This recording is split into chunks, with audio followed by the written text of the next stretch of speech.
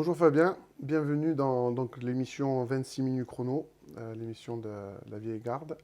Une émission qui est conçue pour donner la parole à tous les protagonistes de Toulon, voire de la région toulonnaise. Et aujourd'hui, donc, on te donne la parole, toi qui as connu un court moment avec le Sporting, mais un moment intense. Donc commence par te présenter. Bonjour à tous déjà, merci de m'accueillir sur mes quelques jours de vacances. Fabien Pugeot, 48 ans, marié, deux enfants, breton depuis quelques mois. Et comme tu as dit, passage à Toulon inoubliable. Voilà, présentation très simple. D'accord. On va commencer par le commencement. Ta passion, tes débuts dans le foot, comment ça s'est passé? Alors ça remonte à tout petit. Ouais, bah écoute, on va faire très simple, hein. Ça débute Savines-le-Lac dans les Hautes-Alpes, première licence de football. Un père qui est chef d'établissement bancaire, donc on déménage. Ensuite, ça se passe à Mousteil, dans les Hautes-Landes. Deuxième licence de football. Stade Montois, cadets nationaux. Sport-études de Morsins dans les Landes. Et puis après, jusqu'à la division 3 à Mont-de-Marsan. Je pars pour les études sur Bordeaux, Villeneuve-d'Ornon, National 2, National 3. Petit court passage sur Lormont DH, Beau et Bonne Rencontre DH. Et ensuite une grosse page au Stade Bordelais, National CFA2 à l'époque, CFA. Et puis après, je retourne à Lormont pour raisons professionnelles, hein. Voilà, je cherche un emploi à l'approche de la trentaine. Je rentre au service des sports. Et je fais quelques mois joueur, le coach ça ne fonctionne pas. Et puis, comme j'avais passé mes diplômes, on m'a proposé la possibilité d'entraîner, chose que j'avais déjà un peu dans la peau. Donc j'ai commencé en 2005 d'être entraîneur. C'était pas mon métier, c'était juste voilà, une passion. Et puis j'ai fait 8 ans dans un club avec 150 000 euros de budget, ouais, 200 000 euros de budget. Puis on a fait R3. Et on allait jusqu'en CFA2, historique un peu pour le club. Et puis au bout de 8 ans, ça devenait difficile. On est descendu. Et puis j'ai basculé dans un projet en Aquitaine qui était un des beaux projets en Aquitaine qui était Bergerac avec Monsieur Fauvel. J'ai fait 5 ans. Et puis après est arrivée la page Sporting sur un an et demi. Et puis aujourd'hui à Saint-Malo. Voilà un peu le parcours, mon parcours. Ok. Et quel style de joueur, donc là sur ton parcours de jeune en tant que joueur, quel style de joueur tu étais? Parce que comme tu dis, tu avais déjà en tête d'être entraîneur. Est-ce que tu étais déjà en tant que joueur quelqu'un qui réfléchissait les schémas, les... Ouais, ben en fait si tu veux, si on fait les périodes 20 ans, 21 ans je pense mon BE1, à l'époque c'était BE1, Ah ouais. initiateur très tôt. Et ensuite, à 24-25 ans, je passe mon DEF. Donc, si tu veux, très vite, j'étais joueur, mais j'étais déjà dans la réflexion de qu'est-ce qu'est le football. Voilà, moi, j'avais pas connu grand-chose, hein. J'ai une carrière anonyme en amateur. Hmm. Mais il y avait quand même ce qui m'intéressait surtout, c'était partager les choses, en fait. Voilà. C'était le groupe et partager les choses. Et donc, je me suis dit que ça pourrait être hyper intéressant et motivant de se retrouver pas simplement acteur, mais celui qui rassemble, celui qui essaie de générer des choses, qui essaie de générer de l'enthousiasme. Et donc ça m'a surtout intéressé dans ce côté-là. Et après est arrivé beaucoup plus tard, à partir du moment où, parce que moi ça devient mon métier c'est très récent, hein, ça fait 2015-2016 où ça devient mon métier. Donc ça fait 5 ans que c'est réellement mon métier. Je me suis en dispo de la fonction publique territoriale.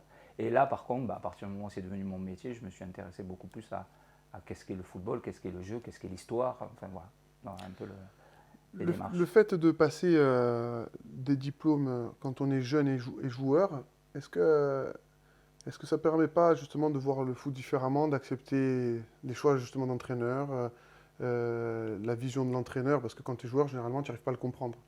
Et moi, je sais que quand tu passes tes diplômes, tout d'un coup, tu te dis, ah mais merde, j'ai compris en fait, finalement, pourquoi ils demandent ça, pourquoi il y a ça. Est-ce que tu penses que ça pourrait peut-être même être un atout, même chez les joueurs, de les passer jeunes pour justement comprendre la philosophie de l'entraîneur, parce que des fois, c'est ce qui se passe mal dans les groupes entre les joueurs et Et la oui, com. je suis d'accord avec toi. En fait, si tu veux, quand tu es en formation, tu bascules sur le processus, quoi. c'est quoi le processus de mettre en place une équipe, de choisir les hommes, de choisir pourquoi celui-là, pas celui-là. Et donc, tu arrives à comprendre l'envers du décor. Et quand tu comprends l'envers du décor, quelquefois, tu arrives à relativiser, à être moins frustré, à comprendre les choses. Alors que quand tu es joueur, tu veux jouer, point.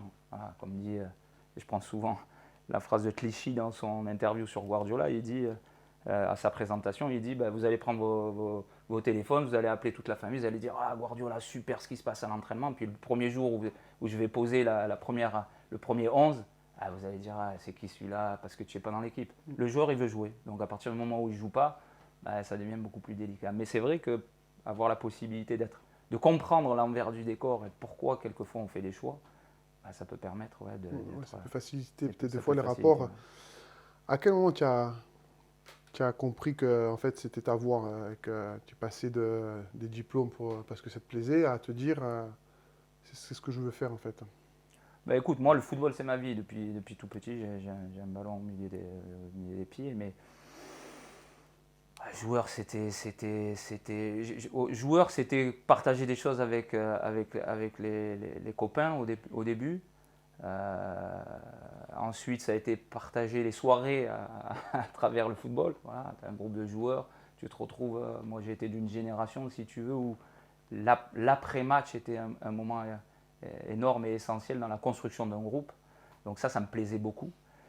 Et puis après, à partir du moment où, si tu veux, bah, j'ai pensé que je pouvais être quelqu'un qui pouvait générer des choses autour d'un groupe, bah, là, ça a été la bascule, quoi. Et à partir du moment où j'ai goûté à ce que peut être un coach, un manager, un transmetteur d'enthousiasme, moi je mets beaucoup ce mot-là au sein d'un club, bah, ça m'a plu. Donc là, bah, après j'ai exploré, j'ai beaucoup cherché, j'ai beaucoup lu. Voilà, là aujourd'hui je suis 100% foot, quoi. J'ai la chance d'avoir une team à la maison qui est aussi 100% foot.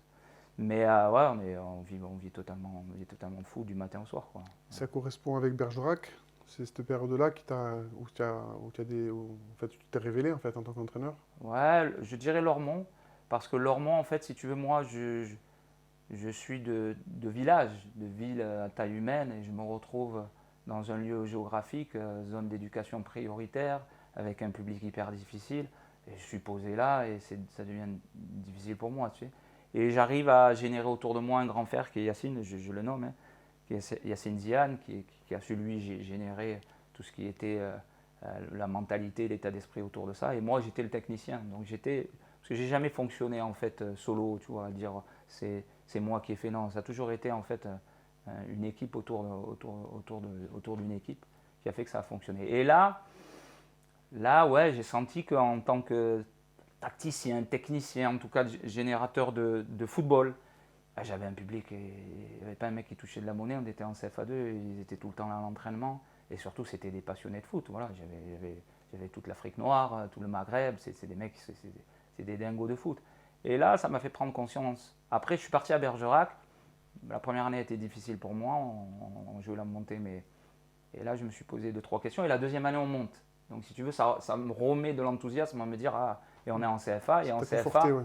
Et en CFA, on fait la première année, on fait quatrième. La deuxième année, on fait troisième. La dernière année où on met une vraie stratégie pour monter groupe Ouest, on se retrouve dans le groupe Sud.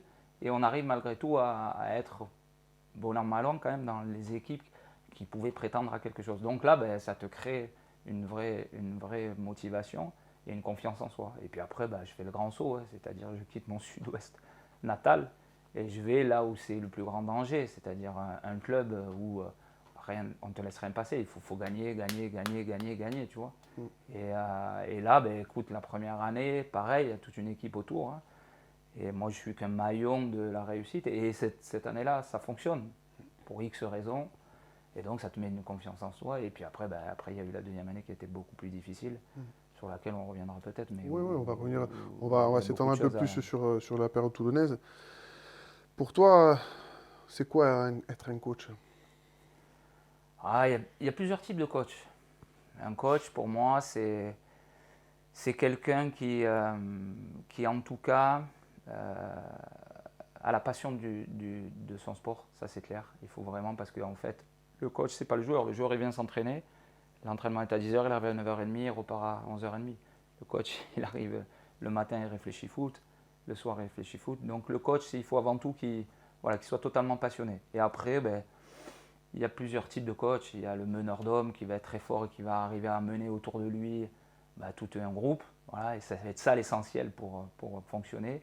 Il y a celui qui ne va pas avoir obligatoirement cette grande qualité de générer un état d'esprit, mais qui lui va être capable de mettre en place des choses sur le plan tactique, technique. Donc tu le vois au très haut niveau, il y a les typologies de coach, elles sont multiples. Mais en tout cas, pour moi, l'élément essentiel, aujourd'hui, il faut une énergie folle, quoi. Voilà, c'est toi qui transmets en tout cas. Si tu es dynamique, ton groupe peut être dynamique. Si tu n'es pas dynamique, ton groupe ne sera pas dynamique. Donc beaucoup d'énergie en tout cas. Voilà. Et l'énergie, c'est la passion. Parce que si tu viens juste parce que c'est alimentaire, ça ne dure pas longtemps en fait. Voilà. Donc c'est vraiment la passion qui fait, je pense que la plupart des techniciens qui sont autour des terrains, c'est des mecs qui voilà, le foot, c'est un peu leur vie, quoi. Ouais, la passion. Et donc tu arrives à Toulon. Ouais. Tu arrives à Toulon. Comment tu voyais le club de l'extérieur parce que bon, bien sûr, c'est un club qui fait parler. Hein, on entend parler de lui, même s'il n'existe plus depuis des années au final, hein, parce que ça fait une trentaine d'années que le club n'arrive plus à remonter au niveau. Comment le rapprochement, comment il se fait? Écoute, on est dans la poule avec Bergerac. Donc nous, on est sur le projet Bergerac, c'était 3 ans pour essayer d'accéder à la Nationale 1. Un club qui n'a pas d'histoire, qui n'avait aucun vécu, page blanche totale. Et on arrive à cette fameuse 3e année. Et avec les dirigeants, on se pose des questions à se dire est-ce qu'on poursuit, est-ce qu'on ne poursuit pas. Et j'annonce de bonheur qu'au final, pour moi, ça faisait 5 ans, il y avait un cycle, il fallait essayer, j'avais envie de voir autre chose. Et là, c'est au match aller en fait, où on perd 1-0 à Toulon, mais on arrive à générer un style, quoi, voilà, un style un peu foufou, quoi. Voilà, on ne se posait pas trop de questions avec ce groupe de jeunes à Bergerac. Et il y a Fawzi Djedou qui était proche de Toulon, qui à la fin du match vient discuter avec moi, me donne sa carte, et puis on échange au fil du temps sur la saison. Et puis moi, à partir du moment où j'ai formalisé l'envie de partir, voilà, les contacts ont été pris et je rencontre le président au match retour, on perd 2-0 chez nous. Et je le rencontre le lendemain pour voir s'il y avait moyen de pouvoir collaborer ensemble. Et moi, si tu veux, Toulon pour moi, j'ai un grand-père qui habite au Bossé, qui travaille chez Paul Ricard, et petit, j'ai des images un peu de Mayol où je suis venu 2-3 fois. Voilà, donc. Il y Et avait puis déjà la après, fibre, Toulon, si tu veux, quand tu t'intéresses au foot amateur, tu sais que c'est un club qui est en N2, mais qui ne devrait jamais être en N2, quoi. Donc en fait, qui a une histoire. Donc pour moi, un jeune technicien où ça devient son métier, tu te dis, mais si là-bas, ça va être le plus grand danger, mais ça peut être accélérateur de plein de choses, quoi. J'arrive en N2, je peux aller en N1, je peux aller en Ligue 2, ce club a un potentiel même Ligue 1. Donc voilà, avec quand même, moi, le vécu de un club reste stable, construit quelque chose, voilà, tu vois, avec ce vécu-là, quoi. Et pas du tout avec la connaissance du contexte. Parce que le contexte, je ne le connais pas, j'arrive du Sud-Ouest. Et nous, le Sud-Ouest, c'est le rugby. Le foot, c'est très calme, c'est 200 spectateurs, il n'y a pas de problématique environnementale, il n'y a rien. Bon, là, je découvre le tsunami. Le tsunami. Donc, le tsunami, oui, de mon côté à moi, si tu le veux. côté changement de région. Ouais, oui. Donc, tu arrives. Donc, tes premières impressions, tu arrives, donc tu prends le poste. Voilà, je découvre donc Karim, je découvre Luigi, je découvre Charles. Alex arrive avec moi parce qu'on se dit que peut-être dans un contexte que tu ne connais pas, si tu as quelqu'un que tu connais, c'est peut-être mieux. Et puis on se rencontre un peu tous, et puis il a fallu un peu de temps, mais je trouve que sur cette année-là, dans le contexte qui a été, avec l'ambition, la pression qu'il y avait, puisque là il fallait gagner tous les matchs, il fallait monter, c'était l'objectif, je trouve qu'au fil du temps, malgré nos personnalités, je trouve que chacun a pris sa place, et il y avait de la compétence. Donc à partir du moment où il y a de la compétence sur cette année-là, voilà, on a vécu un début de saison très difficile. Le premier grand moment pour moi où je suis un peu désorienté, c'est on me donne la possibilité, puisque l'intersaison se passe bien en fait, si tu veux. Il y a une vraie bonne relation avec le président et Fawzi sur le recrutement, et on arrive à générer des profils sur lesquels on était à peu près tous d'accord. Et donc il me donne la possibilité de choisir un joueur de mon équipe qui est à Bergerac, et de voir qui c'est qui dans le contexte toulonnais pouvait être quelqu'un qui... Et moi, pour jouer la montée en me disant à Toulon on va être dominateur, c'est nous qui allons dominer les matchs, on va avoir beaucoup le ballon. Je vais venir Franck Chiata, qui pour moi, dans ce registre-là, est très bon dans le 1 contre 1, mais il a une personnalité qui est un peu, voilà, une personnalité où il peut être, si tu veux, un peu décalé par rapport à ce que peut être le joueur professionnel de foot, quoi, mais avec un talent fou. Et le premier choix que le président fait, c'est un choix si tu veux, de sortir Franck, parce que pour lui, il n'avait pas du tout le profil. Et c'est vrai que ses premiers matchs ne sont pas obligatoirement hyper réussis. Pas un combattant, tu vois, comme on attend, hein, plus un créateur, quoi, un Pastore un peu, tu vois, quelquefois tu as envie de dire, bon, bouge-toi un peu. Ouais. Et donc c'est le premier acte un peu qui me désoriente et je pense, avec du recul aujourd'hui, qui peut un peu me décrédibiliser parce que qu'est-ce que je fais à ce moment-là? Est-ce que je me positionne fort avec mon joueur, quitte à moi aussi quitter le bateau? Mais bon, j'arrive, la famille arrive, enfin tu vois, c'est un moment un peu délicat. Et puis grâce à Luigi, grâce à Karim, tu vois, qui eux ont la connaissance du contexte, on poursuit. Et puis après, il y a eu ce fameux match à Lyon. Je pense que c'est le premier moment où tu vois, ça te fait un peu gagner de temps. Ouais, l'équipe qui battait tout le monde. Voilà, si tu veux, on n'est pas bien, nous, l'équipe, elle met des gifles à tout le monde. Et ce jour-là, franchement, c'est vrai que l'équipe, elle fait un super match. Ah ouais, Voilà, en que plus, ce il soit avait été télévisé, on avait pu voilà, regarder, ça avait dans ce été... qu'on voulait faire, dans ce qu'on voulait initier un petit peu tous ensemble, c'est le premier moment où là, on perçoit certaines choses. Voilà, où tu as Goncalves qui fait un gros match, tu as Guilavogui qui arrive, Bayo qui fait le gros match. Enfin, tout le monde fait un vrai gros match, malgré l'absence de Wasfan. Enfin, tu vois. Donc c'est un moment où ça solidifie les choses. On est un peu mieux, il y a toujours ces matchs de retard, parce qu'après on a très vite quelques matchs de retard. Et puis après on arrive un peu en décembre où c'est un peu plus délicat de nouveau. On fait 2-3 mauvais résultats. Et puis arrive janvier, je pense que c'est le moment un peu charnière pour moi où je suis un peu en difficulté. Il y a ce match à la reprise où on doit jouer à Pontarlier, on ne joue pas. Du coup, Andoum arrive, ont un match. Et puis Andoum, aujourd'hui, si tu prends du recul et tu te dis, mais c'était quoi cette équipe d'Andoum? C'est quand même un Annie qui joue en Ligue 2. C'est quand même Orinel qui a joué en National cette année. Tu vois, ils avaient quand même une équipe individuellement qui était pas mal. On fait 0-0. Bon, là, on sent qu'il y a une vraie tension parce qu'on sent que peut-être la montée nous échappe. Et puis il y a ce fameux match à Monaco le mercredi avec le but dans le dernier instant. Non, qui c'est qui... Il était rentré en fin de match. C'est un joueur qui avait évolué souvent avec l'équipe B. Je perds la mémoire, hein, qui marquait beaucoup de buts. Vous voyez, vous perdez aussi la mémoire. Il va être vexé si vous le... Non, ouais, mais ça va. Ouais, et il marquait beaucoup avec l'équipe B quand je l'avais promotionné parce que j'étais venu au mois de mai. Hein? Non, qui aujourd'hui est à Sifour. Bon. Bref, on va. Michel. Kenny Michel. Kenny Michel, oui. Kenny Michel qui marque un but de buteur. Et à partir de là, derrière arrive Barbier. Voilà, qui change un peu parce que si tu veux, dans ce qu'on voulait faire, quand les équipes venaient nous presser, on avait des difficultés parce qu'on ne tenait pas beaucoup de ballons. Et puis à partir de là, la machine se met en route et on ne perd plus. Ouais, après on se rapproche, et puis après vous connaissez la suite. Hein. À Toulon, à partir du moment où les gens se mettent à croire, tout s'est passé en fait. Et est-ce que tu as senti à ce moment-là, même la ferveur qui a commencé tout doucement à venir à vos rencontres, parce que par expérience, hein, je l'ai vécu, ça commence à piquer tout doucement et on sent que ça monte et on sent que plus rien ne peut échapper au final. Parce que quand tu as le public, l'équipe, tout va, je veux dire, après, tu n'es pas sur le terrain, c'est la même histoire, tu sais que ça va aller au bout et tous les gens attendaient ça depuis la dernière fois, c'était 15 ans avant. Ouais. Mais là, il y a deux personnes qui ont été très intelligentes, en fait, c'est Luigi. Donc Luigi, on avait eu un début difficile dans comment se trouver sa place.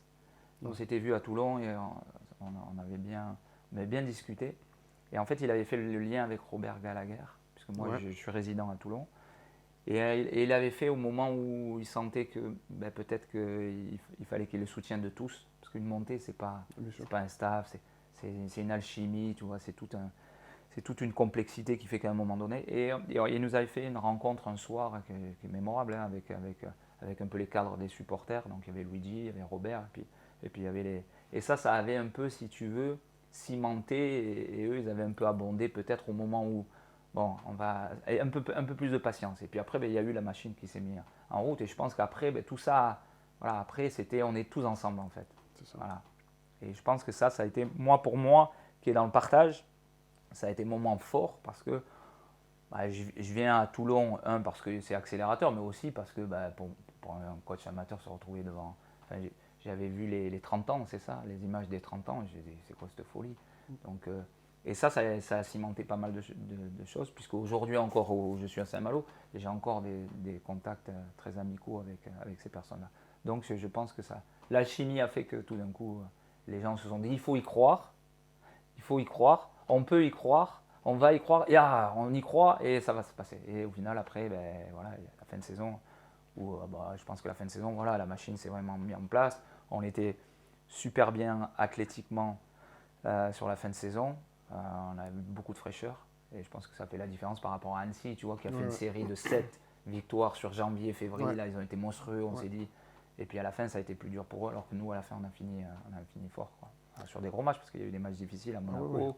Jura Sud, il y a eu des matchs pas simples, en fait. À un moment donné, tu as eu le parcours de champion, tout simplement. Tu étais gagné quand il fallait.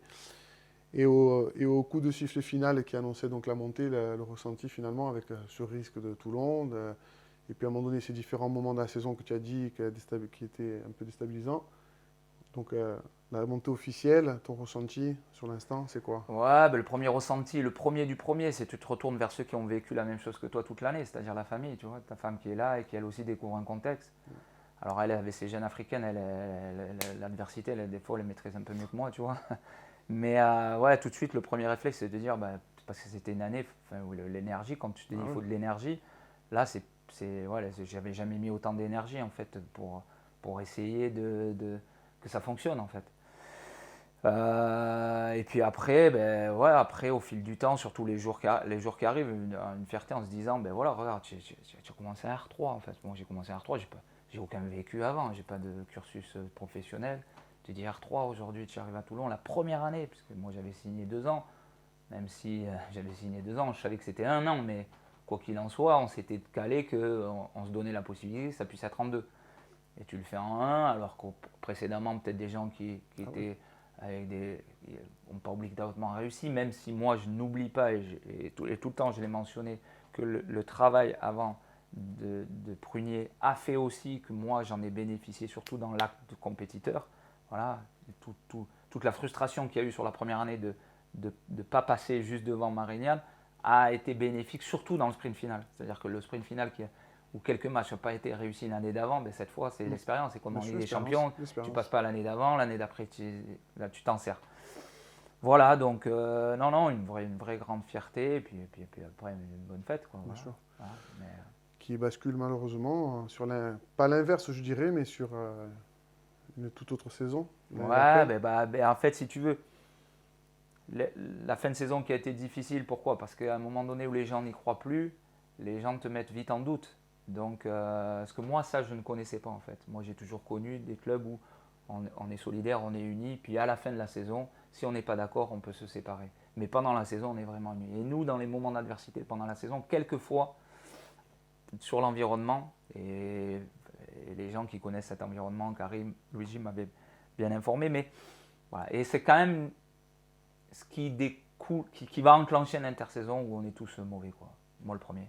Voilà, où moi, je dois à cette intersaison marquer plus de personnalité et ne pas accepter certaines choses, en tout cas, surtout sur peut-être le recrutement ou l'échange, en tout cas, de comment on voulait y arriver. Et tout de suite, ça n'a pas switché, en fait. Moi, si tu veux, je suis sur la méritocratie. Pour moi, à partir du moment où l'équipe, la team, elle a montré que sur une année, elle l'avait fait, donne-lui la possibilité de pouvoir s'exprimer sur la deuxième année. Sûr, ouais. Et quand je dis nous, je ne parle pas du coach, je parle de tout le staff. Et nous, le staff, on perd un élément qui est important dans l'expérience, c'est Karim. Les joueurs, voilà, nous, on avait ciblé, on avait fait une réunion, je me souviens, on était tous là. On avait ciblé sur la fin de saison que sur les extérieurs en bas à droite et à gauche, on avait quelques insuffisances dans l'acte défensif. Voilà. Et qu'après, un cadre, mais vraiment un cadre dans chaque ligne. Et puis après, sur la première année, on verrait comment ça fonctionne sans avoir d'objectif de monter. Juste un objectif de dire on va découvrir, il faut surtout se maintenir. Et puis après, on saura ce que c'est la nationale aujourd'hui. Parce que la nationale d'il y a X années, c'est plus la même. Et ça n'a pas switché, ça n'a pas fonctionné. Et à partir de là, tu sens que tout va t'échapper, quoi. Tu vois, arrive. il y a Hicham qui a des difficultés personnelles, qui n'est plus là. Donc Karim, Hicham, tu vois, ça fait 2 membres du staff qui maîtrisent bien le contexte. Et tout d'un coup, arrive une autre personne qu'on ne maîtrise pas obligatoirement. Et puis moi, je ne suis pas très bon. En fait. Je suis un peu lessivé de la saison, au final. Et puis après, je m'agrippe parce que je découvre la N1 avec Lormont et avec Toulon. Et je me dis, tu ne peux pas. Parce qu'à l'intersaison, on avait quand même hésité, tu vois, à se dire, mais si on ne maîtrise rien, qu'est-ce qui va se passer? J'ai plus qu'un an de contrat, je sais comment ça va, je suis plus protégé par. Donc ça va aller vite. Bon, et puis après, on l'a fait, on a somme toute essayé. Pour moi, on n'est pas ridicule parce que ça se joue à pas grand-chose à chaque fois. Beaucoup de nuls, pas de défense. Et si tu es solidaire, tu te dis, mais attends, c'est quoi l'historique quand même du coach ou de, c'est toujours des débuts de saison, quoi qu'il en soit. L'année d'avant aussi, c'était difficile. À Bergerac, l'année de la montée, c'était difficile. À Lormont, l'année de la montée. Enfin, si tu prends l'historique, c'est souvent les deuxièmes parties qui sont meilleures. Et je pense que malgré toutes les difficultés de l'intersaison, avec de la durée, peut-être. Ouais, tu as ce regret de te dire j'aurais aimé J'ai voir pas de la regret. seconde partie. Non, pas de regret parce mais qu'au bon. final, c'est le football et ça va me servir pour plein de choses dans les projets suivants d'avoir connu ça. Bien sûr. Mais ouais, non, c'est pas le regret moi, le regret du club. Oui, bien de sûr. ne pas avoir généré, de dire on serre les coudes, un peu comme pour moi, parce que j'ai beaucoup discuté avec Vira, tu vois, au Puy, où eux, ils se sont resserrés, tu vois, ils font un début de saison aussi difficile que le nôtre, hein. Mais ils se sont resserrés et s'il n'y a pas le Covid, je pense que peut-être ils s'en sortent, tu vois. Donc voilà, non, j'ai pas de regret parce que de toute façon, Toulon, pour perdurer, il faut être fort, quoi. Et moi, je pense que dans ma vie d'entraîneur, dans mon expérience et dans mon vécu, il aurait fallu peut-être que j'arrive 5 ou 6 ans après, tu vois. Où là, je vais peut-être connaître un autre projet un peu délicat où tu arrives à t'asseoir. Et là, c'est délicat parce qu'ici, ça blague pas, quoi. Ok. Écoute, on arrive à la fin de l'émission.